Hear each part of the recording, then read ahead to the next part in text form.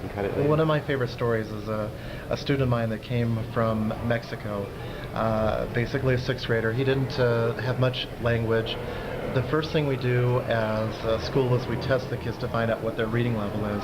And his reading level was about first grade in English. And I said, well, that's kind of typical. You're in a new country and this is a new language. And he was really kind of upset about it. He was like, well, how can I change this? How can I do better?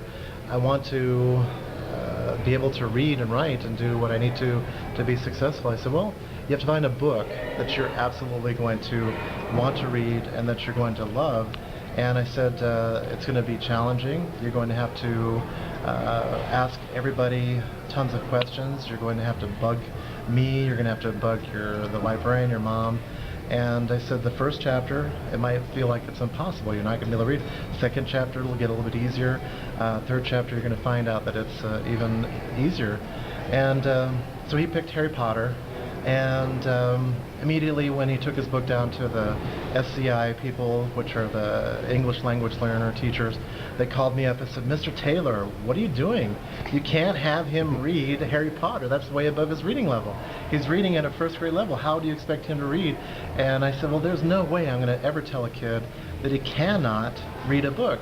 I said, if he wants to read Harry Potter and he's excited about it, I'm going to do everything in my power to help him to understand the vocabulary, to understand the background knowledge, and do whatever I can. And I said, if he's motivated and he's excited, he will read it. And he read it, he bugged me, he wrote down words, and by the end of the year, he had grown 4.5 years in his reading and writing. So went from basically first grader up to basically just a little bit below grade level.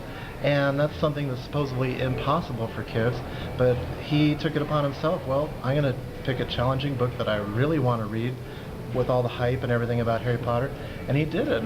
And he's one of my miracle kids. He came back, he always comes back every year. He's taking honors history, he's on the principal's honor roll, he went to Catalina Island.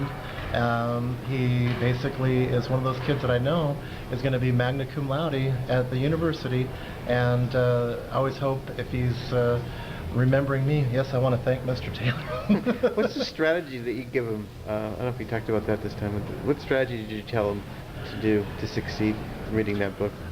Told him that basically, first you have to find something that you want to read more than anything else. That's the key, is if you have a will, then that's going to help you with the motivation. And I said, the main thing is just not giving up.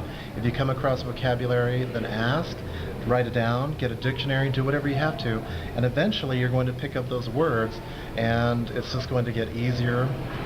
But it takes a lot of asking questions, and it takes a lot of hard work. And I said, if you're not afraid of a little bit of hard work and not embarrassed about asking me, the SCI teachers, the librarian, anybody that you come across, hey, what's this word? Then you're going to find out that you're successful. Great. And actually the other thing, he came back and he's finished with book 5, and he can't wait for 6. And he's a high schooler, and I'm sure it's not cool to be reading Harry Potter, but he could care less.